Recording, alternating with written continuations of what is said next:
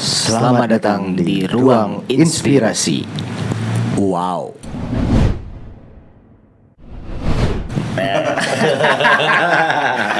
Oke teman-teman, sobat generasi, pada hari ini kita di episode ini baru yang kedua kita mendatangkan seorang tamu luar biasa yang biasa disebut pegiat seni, atau kadang orang juga bilang dia sebagai seniman yang sudah melalang buana baik di Jambi skala nasional maupun internasional berkat kegigihannya atau ketekunannya menekuni dunia seni. Siapakah dia itu, Idun? Inilah dia Triputra Mahardika, Alias yang biasa kita panggil dengan sebutan Dika Keko. Halo, apa kabar Bang Dika? Halo. Oh, berisik sekali ya kita.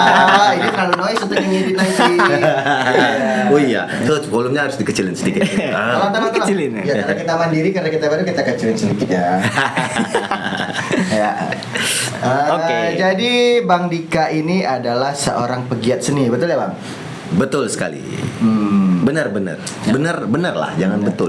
Betul. Benar. Betul atau benar? Benar betul. Benar. Kalau Boleh gitu ini nggak? Boleh apa Dun? cerita sedikit, perkenalan diri. Bang Dika tuh gimana sih? Terus sedang kesibukannya apa gitu saat ini? Perkenalan. Iya, perkenalan. Aduh. Halo Nama. guys. Begitu ya? Nama. Kenalan ya? Oke, Nama. nama lengkap Triputra Mahardika. H. Oh, ada H-nya. Ada H di H-nya. belakang. Apa itu H? H itu nama orang tua. Nggak boleh ditinggal. Tidak boleh ditinggal. Oke. Jadi harus ada. Tapi kalau dalam pelafasan biasanya manggilnya Triputra Mahardika aja cukup. Oh, H-nya nggak. Nggak usah. Tapi KTP-nya ada H. Ada ijazah, KTP, akte semua ada. Lahir di. Lahir di Jambi. Oh, berarti putra asli Putra Jambi. daerah ini guys. Putra daerah. Jambinya kota. Kota. Kotanya di Jambi. Kota Jambi. Kota Jambi. Oke. Aset kota. Aset kota. Oke. Aset kota. Tapi tidak terlirik. Besarnya Besarnya di Jambi. Besar Tumbuh, dari Jambi. lahir, tumbuh Di Jambi. dan besar di Jambi. dari kecil. Dari kecil sekolah di Sampai Jambi besar. sampai besar. Terus Hijrah hijrah. ketika lanjut studi S1 itu pindah keluar kota. Kebetulan lanjut ambil minat seni tari di Institut Seni Indonesia Padang Panjang. Tapi dari TK, SD, SMP, SMA semua di Jambi. Oke. Di kota Jambi. Dari TK, SD, SMP, SMA tuh menari. Tidak, tapi mulai berkecimpung di dunia gerak itu mulai dari SMA. Dari SMA. Dari SMA. Gitu. Gitu Dun. Gitu dulu. Boleh mungkin berkecimpung ini di SMA. sedikit. Kalau sekarang nih Bang, kesibukannya apa Bang? Kalau Sibukannya sekarang sekolah lagi. sekolah lagi. Jadi melanjutkan studi. SMA. Sekolah. Kan sekolah. Iya, betul. Atau ini S1 ini ya. Ada. S1 Teknik Informatika. Itu yang lama, Oh, Pak. sempat. Sempat. Itu yang tidak selesai ya. Yang jelek jangan dibongkar. Oh, benar. Benar. Wah, saya coba tebak-tebak loh tadi. Cuaks. Ya. Sedang lanjut sekolah lagi. Kebetulan dapat program beasiswa dari kementerian. Sekarang lanjut di Institut Seni Budaya Indonesia Bandung. Seni apa? Ambilnya penciptaan seni.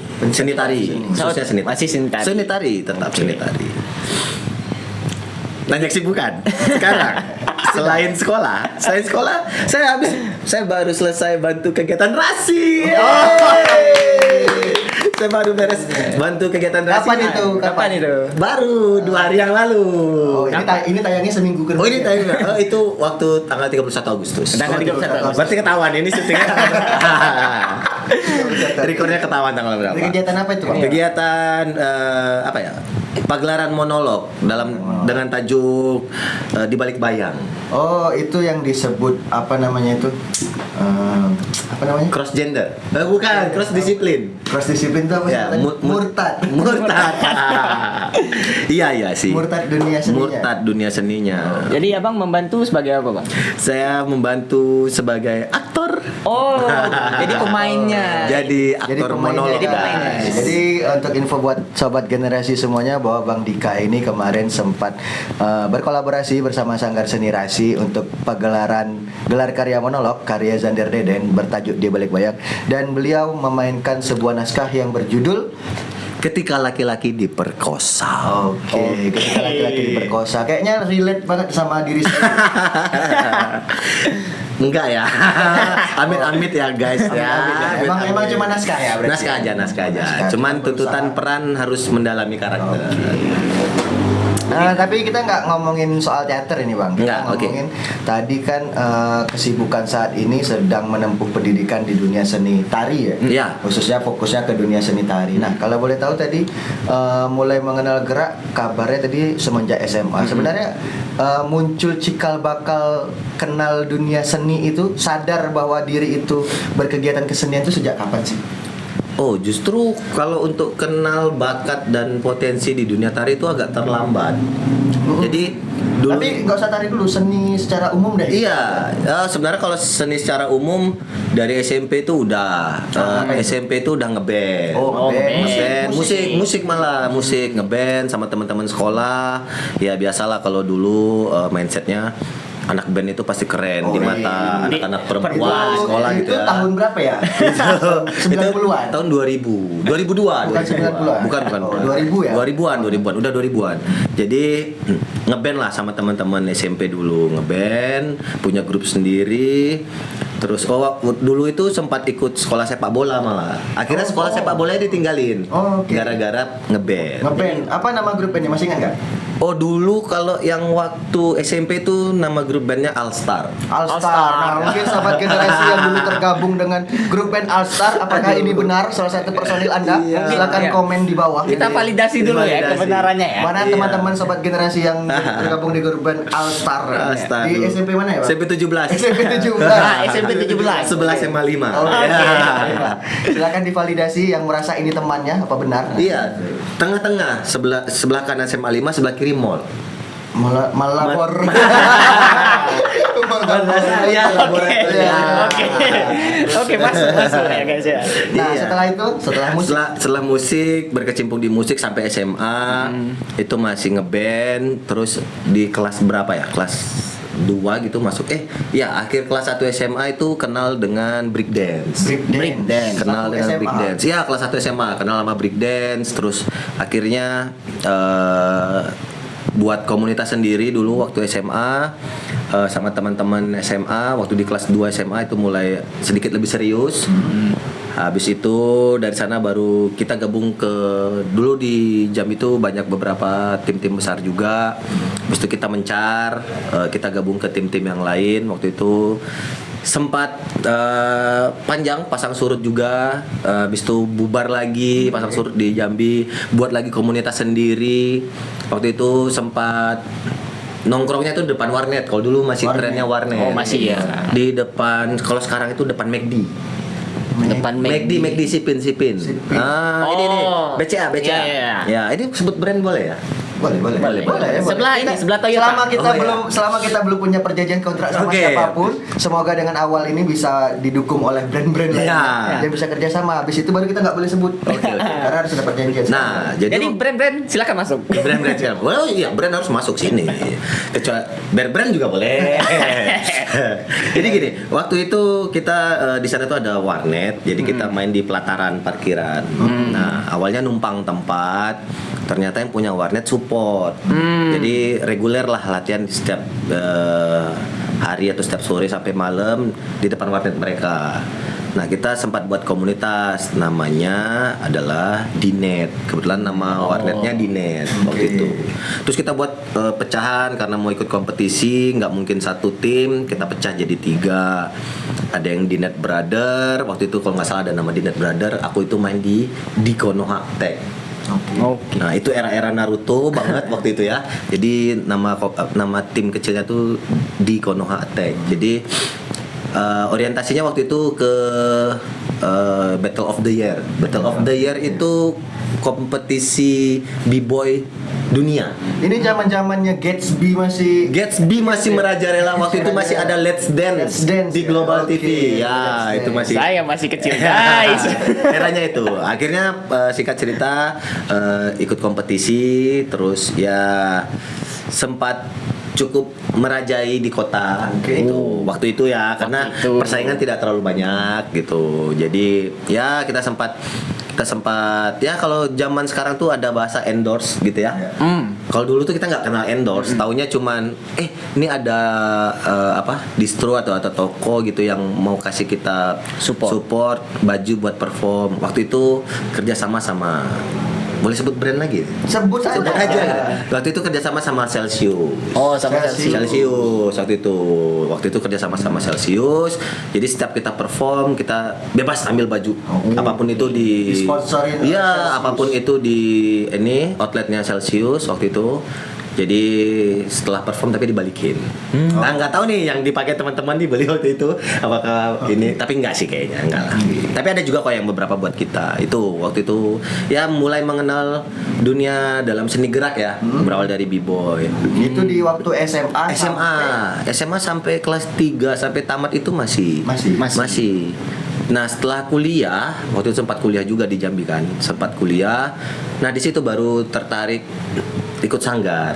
Tertarik atau nggak sengaja terikut itu gimana? Sebenarnya tuh kalau dulu tuh bisa dibilang sedikit anti ya. Sedikit anti. Oke. Sama yang hal-hal yang berbau tradisional. Ya maklum lah, b-boy. B-boy dan udah Dasarnya- terkenal di kota Iya, Jambi. jadi ngerasa kayak tradisional Iya. gitu. Kenalnya modern kan? Cukup banget gitu. Dan bahkan di zaman-zaman dulu itu b-boy itu memang pergerakannya modern banget. Iya. Modern banget, Ada modern banget. kombinasi sama tradisional. Iya, waktu itu kalau sekarang kan udah banyak mix ya. Untuk yang kalau dance sekarang itu udah banyak mix.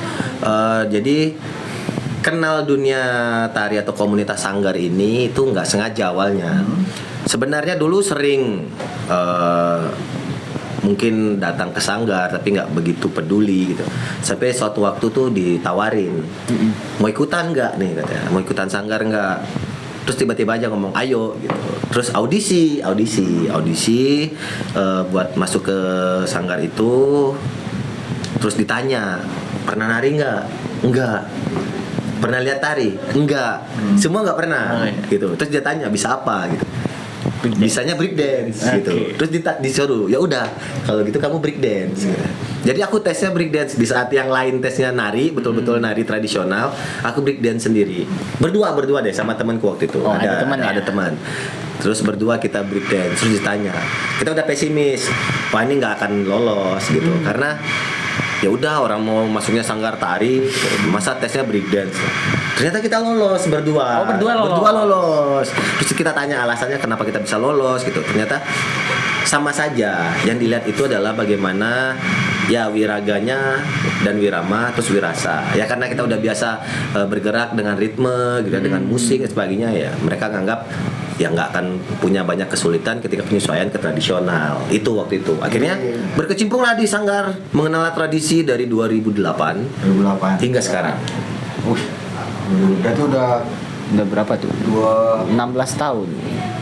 ayo emang 16 matematikanya tahun. bagus. Ayo. 16 tahun. Aku anak tari Kalau ngitungnya dari cuma sampai 2008 16 tahun. 16 tahun. Iya dari 2008 ini masuk komunitas tarinya ya. Oh, komunitas. Itu dari 2008. Berarti sudah 16 tahun berkecimpung di dunia tari. Iya, sebentar ya masih. Lumayan. Lumayan. Setengah dari hidup sepertinya. Aduh, enggak dong. Nah, jadi pertanyaannya selanjutnya selama 16 tahun tuh apa penyebab utamanya bisa bertahan sampai 16 tahun yang awalnya tadi break dance Dari musik dulu sebelumnya dari musik, kan. break dance, terus tadi nggak sengaja audisi atau diajak kawan audisi sampai akhirnya menemukan bahwa duniaku tuh ini loh. Nah, sampai bertahan sampai sekarang 16 tahun tuh apa penyebabnya?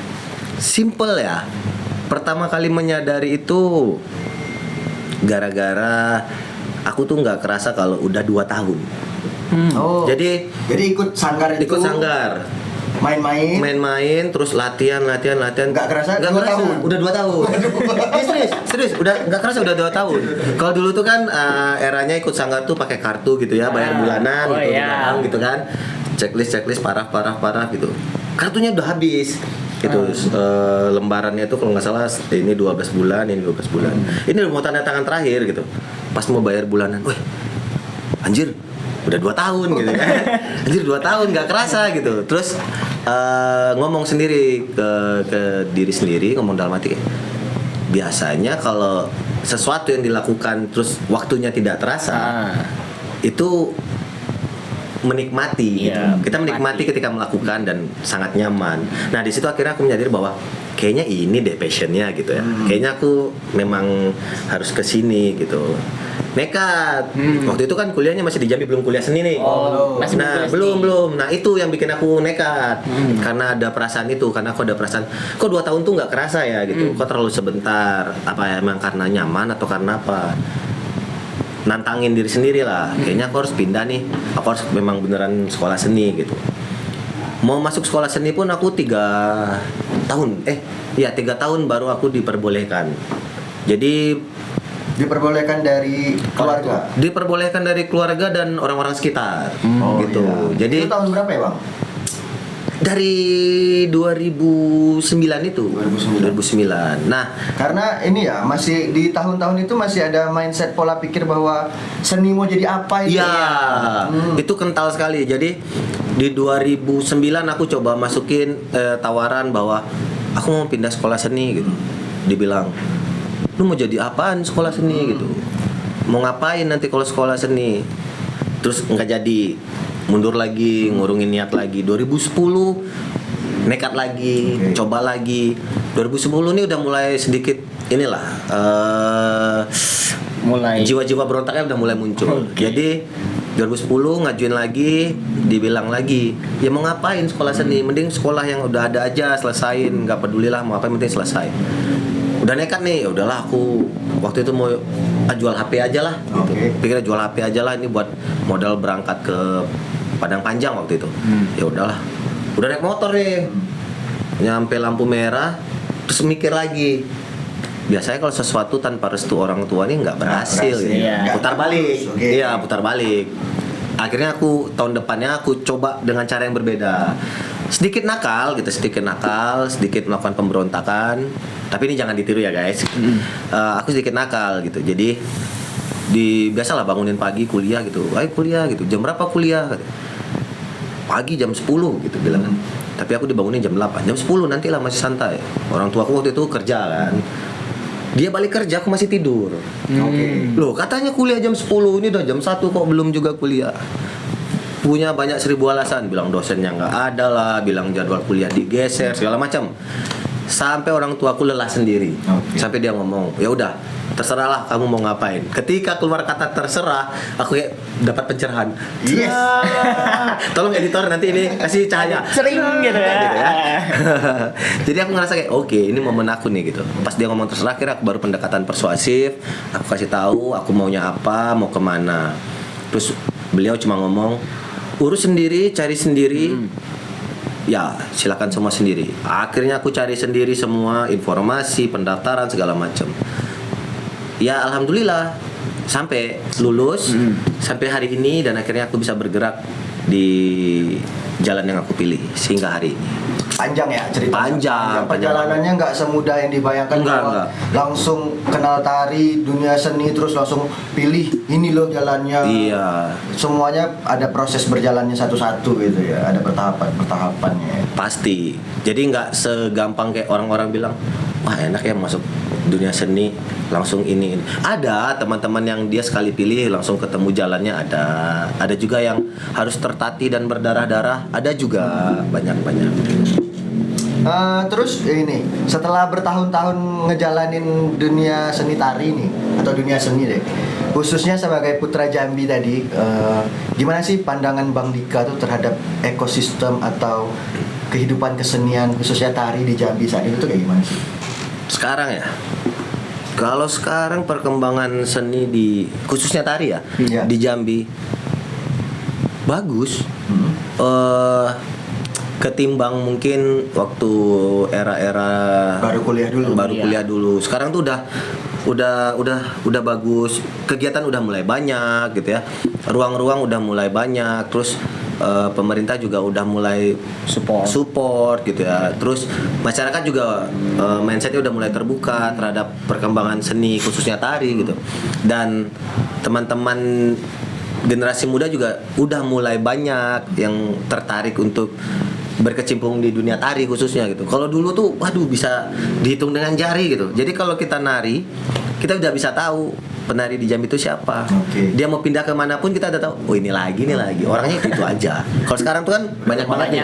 Banyak banget sekarang. Justru bagus. Sekarang bagus banget. Pertahankan. Jangan dong. Lebih kembangkan. Oke. Ini ada satu pertanyaan unik yang terbersit. Bukannya kalau kita balik ke karya monolog kemarin ya kan, terus kita berpikir tahun-tahun dulu, ada sebuah kalimat nih kayaknya, bukannya nari itu untuk cewek ya? Kalau cowok nari itu ini nggak sih, melambai nggak sih? Ya. Itu ada nggak stereotip itu yang diterima waktu dulu memilih tari, atau terus gimana sih ngadepinnya dulu? Pasti kan di zaman dulu tuh identiknya tari itu ya cewek, apalagi di Jambi ya. Dan mungkin bahkan sampai detik ini di generasi muda harus menemukan jati dirinya dulu baru nganggap, oh tari itu universal, siapapun bisa. Karena kita pun sendiri tidak lepas dari dunia musik dan kita bergerak itu juga maksudnya tari kan. Nah, di zaman dulu gimana? Kalau nggak cuma zaman dulu ya, sampai hari ini pun stereotip itu masih ada gitu. Masih ada. Tapi kalau pengalaman aku pribadi, aku ketemu hal-hal yang kayak gitu. Aku menemukan stereotip itu gitu. Itu juga jadi kayak benturan, terus jadi kayak apa ya? Bisa dibilang nggak batu sandungan juga, tapi itu yang menjadi salah satu bahan uji coba mental gitu. Karena gini, jangankan orang-orang luar itu. Di keluarga aku aja waktu aku mau pergi sekolah tari gitu, pesan orang tua aku cuma satu gitu, kamu silakan pergi untuk mengenyam bangku sekolahmu di dunia tari pilihanmu, tapi yang perlu kamu ingat adalah seperti apa kamu pergi, seperti itu juga kamu pulang. Gitu, dengan konteksnya sedikit ini ya. Paham. Mengerti ya? Mengerti. Tidak perlu dijelaskan seperti itu. Itu kalau dari keluargaku, mereka tidak terlalu banyak yang mengekang, cuman pesan mereka cuma satu. Ya kan, dan aku percaya itu ya tergantung individu ya. Ya kalau misalnya dibilang, wah itu kan kalau dunia tari itu identik dengan kemayu gitu ya, gemulai, laki-laki gitu. Menurutku nggak cuman tari ya, jadi jangan salahkan bidangnya adalah tari. Ya kita lihat aja gitu, misalnya kayak sekarang apa sih, misalnya di dunia fashion juga banyak, bahkan di dunia entertain yang lain juga banyak. Jadi jangan mengkambing hitamkan tari gitu. Sebenarnya ya itu balik ke individu gitu. Itu pilihan masing-masing individu berdasarkan apa yang mereka rasa gitu. Jadi kita nggak bisa menyamaratakan atau mengeneralisir terhadap sesuatu. Itu satu. Aku juga pernah dulu pernah di satu perjalanan aku pulang dari sekolah, mau pulang ke Jambi nih, dari Padang Panjang mau pulang ke Jambi naik bus. Terus ada bapak-bapak di sebelahku duduk. Kan waktu itu dandananku kuliah itu pakai jaket jeans robek-robek, antingan gitu ya, rambut gondrong. Terus bapaknya nanya, kuliah seni ya dek? Iya gitu kan. Aku cuma jawab iya. Terus dia langsung nebak, musik ya? Iya pak. Aku langsung iyain aja. Aku tidak mengklarifikasi ya. Dia bilang musik ya dek? Iya. Terus aku bilang, kelihatan ya pak? Aku pancing aja. Kelihatan ya pak anak musiknya? Wah iya. Kalau anak tari kan nggak gini dandanannya. Nah ini kan tanda tanya. Udah Iya, maksudku ini jadi tanda tanya untuk diriku pribadi bahwa stereotip apa sebenarnya yang melekat di masyarakat sehingga masyarakat bisa mengkotak-kotakan bahwa ini tari, ini musik, ini teater dan sebagainya gitu. Nah itu ya aku juga tidak punya kuasa lebih ya, itu image yang sudah melekat di masyarakat. Ya nggak tahu apakah karena seorang individu akhirnya melekat ke semuanya jadi kena semua, tapi nggak tahu. Nah itu fenomena yang terjadi di masyarakat tuh gitu, sampai wah nggak mungkin anak tari kayak gini nih gitu. Sampai kayak memang saya tidak ada tampang anak tari gitu. Iya, jadi boleh dah kalau kayak gitu sekarang dengan segala proses perjuangannya, perjalanannya yang panjang, sangat panjang malah ya, dan 16 tahun. Apa deh harapannya dulu? Iya, harapan dan motivasi mungkin buat para penonton nih yang misalnya mau berkecimpung di dunia seni, terutamanya seni tari gitu. Mungkin Harapan saya untuk diri sendiri atau untuk orang? Boleh dua-duanya. Boleh dua-duanya. Kalau harapan untuk diri sendiri, semoga harapannya semangat berkaryanya tidak habis, bisa terus berkarya sampai nanti tua, mungkin sampai jadi maestro mungkin gitu ya. Ngoeng.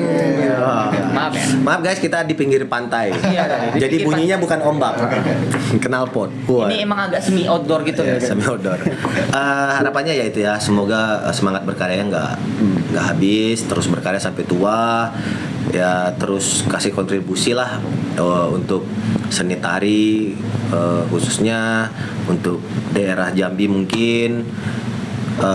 Ya kalau buat untuk ke teman-teman yang sedang menyaksikan ini mungkin harapannya adalah jika kamu punya mimpi gitu atau kamu punya keinginan, jangan takut untuk mencoba dan memulai. Karena kegagalan pertama itu bukan itu hasil akhirnya gitu. Bisa saja kegagalan itu adalah satu langkah untuk mendekatkan kamu ke sebuah keberhasilan. Oke. Itu. Quotes of the day dari Quotes Tri of the Putra day. Mahardika. Nanti kita tulis di sini. Ada nanti tulisannya. Wih, wih, wih.